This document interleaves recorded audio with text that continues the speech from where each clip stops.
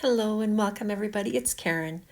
I wanted to share with you these new dies by Creative Expressions. They were all designed by Sue Wilson. They're the Festive collection and they are beautiful. So I really wanted to share these, and I've had a number of questions about one of the cards that I've made that I posted, and so I decided to make a video to show how I made that card. But I'm going to give you a quick look at these dies first. So you can see they all have an outer and an inner decorative frame, and then on the inside is the stained glass piece. So this one is the snowman, and I've made him just with the inside frame die and the snowman himself. Now you could cut out this snowman all by himself, just cut around the outline of him and paper piece them together to make a really fun snowman. There's so many possibilities with these. Now this is the songbird. I again have only used the inner frame. I didn't use the outer one on this one. But this one in particular, I think could be used any time of the year. So here I have used the outer frame, and I've covered up the holly leaves that were on the bottom. I've just put in some regular leaves over top and added some flowers and changed up the sentiment. So lots of possibilities there. Here is the Christmas tree. Now, the other thing with these dies, they're interchangeable between each set. Sue Wilson did an amazing job of designing these. So you can mix and match. So here I have used just the outer frame. I've made it a shaker card, but I didn't use the middle frame. So that's another idea for you. These are the bells. And that particular frame I think is really pretty with the holly. And so I've used all three of those frames on this one and paper pieced back into the middle. Now I did make this one an easel card. I just wanted to show off that frame a little bit, but really it's hard to see against the other dies. But there it is. So that's an idea. This is the candle die set. And again, I've used all three of the dies here. I've cut the outer one out of gold, mirror gold, and then the inner frame. Now this one I've cut through to the inside. So when you open it up, you get just the candle, the stained glass piece. And those stars came from the outer frame. So that's another idea. And then this last one is the Poinsettia die set. This is the one I was going to show you today. I've had a request and some questions about how I made this particular card. So I just thought this would be a fun one to share with you. So I've covered up some of that acetate on the inside with another white frame. And then when you open up the trifold, it will go right through to that inner Poinsettia die set. So let's get started on that one. So I started with two pieces of 10-inch wide cardstock by 6.5 inches tall. But what I found is that because my I don't have an extra wide die cutting machine, 6.5 inches only just barely goes through, and you can see here it sort of curled the edge of my card. So I'm trimming off that 6.5 inch wide side. Now I could have taken a bit more off, so if you feel like taking a bit more, go for it. But I'm scoring both of these card bases at the 5-inch mark and burnishing that fold, and they will make the trifold card. Now if you leave it just like this, you can see that you will have that little bit of an overhang. So I'm trimming off from each of those two pieces just this tiniest little bit of card, maybe 1/8 of an inch, and it will then fit together perfectly. But I like to put a little B for back on the two pieces that will go together, because I often forget which way it goes. Okay, so here I am taping all of those poinsettia frames together, and I sort of look at the corners to make sure the corners are pointing at each other, and that way you know they will be evenly spaced. And I'm just tacking these all together with low tack tape, and I'm putting it on my mirror cardstock. And so in one go, I've cut out all three of those frames. Now on the front of this one, I've added one white frame in behind and one on the inside of the card just to cover the acetate. So I've die cut here one of the white frames, and you don't want to lose these pieces. So I'm pulling off the excess on the outside and I'm taking away the inside rectangle. And try your best to leave the pieces in place where they are in the die set because we need to inlay those. So I'm using some Glad Press and Seal. I've just cut a strip that will fit right over and I'm pressing those pieces into it, into the sticky side. And then you can take that off. I had left it on my die cutting plate actually. So now I'm just poking those through, trying to make them stick to the press and seal. And then I'm taking that frame right off. And if you have any pieces left over, just try to put them back in where they came from. It's never going to be perfect, I don't think, this.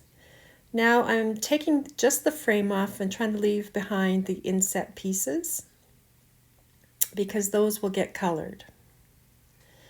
Now here I am on the front of my card and I'm just trying to leave that inner rectangle in place. So I'm carefully taking off the outer one and leaving that inside, and I'm going to run that through my die cutting machine to cut this inside rectangle. And I will use one of those white frames now to go around that rectangle.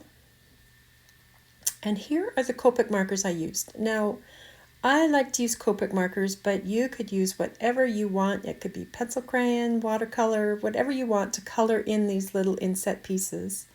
I did not do anything fancy with this. I'm flicking on a little of the darker green in the corners, or at the base of the leaves, and then I blend it out with a lighter green. So you can see it's nothing fancy. I don't think you're really going to notice this coloring too much. It just gives the idea of the color. With the reds, I used the R39 and I just went around the bottom of the berries, and then I'm going on with R29 over top of that to blend it in. And honestly, that's all I did with these. And so then on the outside, I just started putting glue into the inset areas and matching up, just die or piecing back in the little die cuts where they were meant to go. The bow, I did color in. I used the same red markers plus R35 and just did a little coloring of that. And now I'm adding some glue to that white frame, and I can just put the gold frame right over top of that. And just press that down into place. Now I've die cut the sentiment 3 times, and one I colored in with those same green markers. But I'm going to use these sticky specks from Creative Expressions. These are amazing. There's tons of little specks all over that yellowish sheet, and when I press this die cut down, it picks up all that glue. So you can see now how sticky it is. But that really helps with these word sentiments. So I can just place this one on top, and when I've got it where I want it, I just press it into place and really seal it. So I've done that with all 3. I've stacked them up, and now I need a shadow sentiment. So I just trace around the die. And because I needed 2 of these, I wanted to cut them together, so I'm just going to tack these 2 pieces of cardstock together, and then I'll cut that shadow out through both layers at the same time so that they match up. And now I've glued down that word sentiment onto that first shadow layer, and I've cut a strip of acetate that's just wide enough to cross that rectangular opening.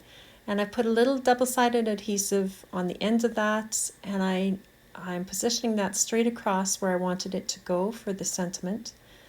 And on the front, I'm adding some more double-sided adhesive, and then I can position that word sentiment where I want it to go and try to get it a little bit centered there.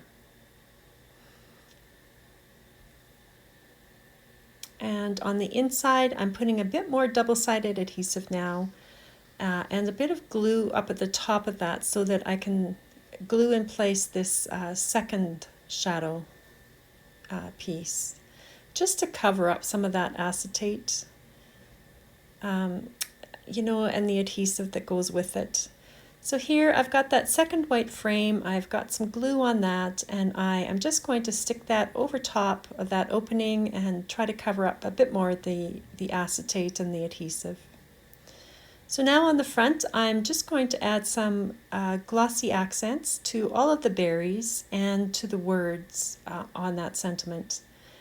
You could use clear embossing powder and do 2 or 3 layers, and that would give you the same effect. Okay, so now that that's dry, I'm tacking together my card base so that I can figure out where to cut the opening now for the inner layer. So I'm positioning this frame that we cut earlier right inside that rectangle and just tacking that in place. And then I can position just the small poinsettia die where I need it to go. So I'm tacking that one down.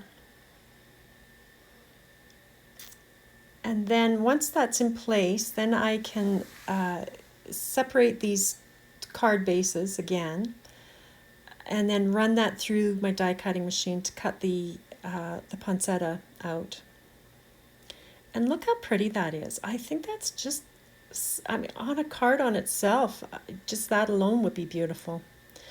But I'm positioning these together. I've got glue, I know because I marked them, which are the back side, so I'm gluing those down.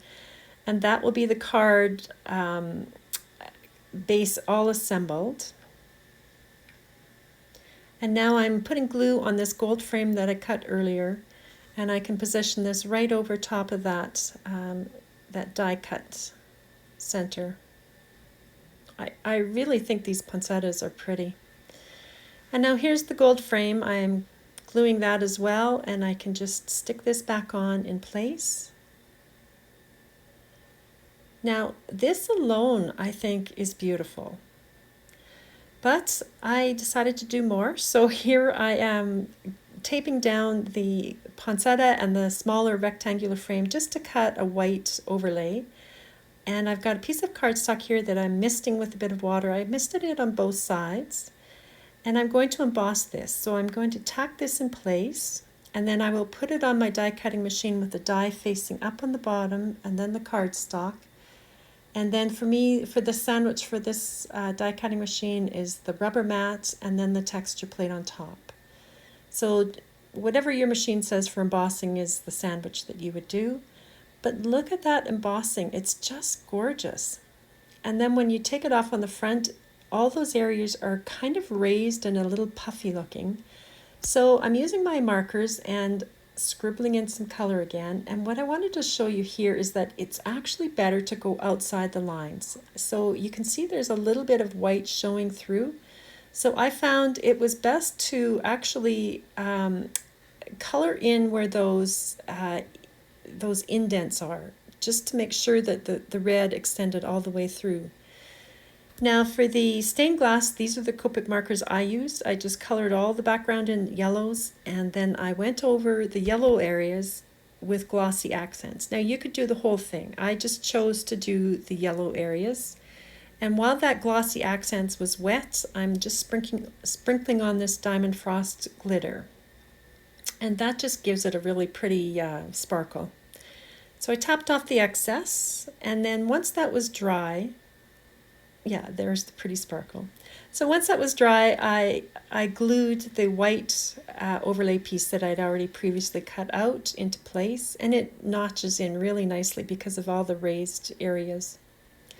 So I just glued that in, and then I just trimmed off the excess. I sort of held my scissors at a bit of an angle to cut in behind. And then on the inside layer, I positioned that in behind that die cut piece so it was in place, and tacked it down with some low tack tape. And then I folded it back, and then I'm just putting glue on the back side of that, and then folding the back edge up and over to position that. And then just removed that low tack tape and really made sure it was in place. And that's the card. So I hope that's given you some inspiration. These are absolutely beautiful dies with so many possibilities of how to use them. So thanks for joining me, everybody. I hope you're having a great day. See you next time.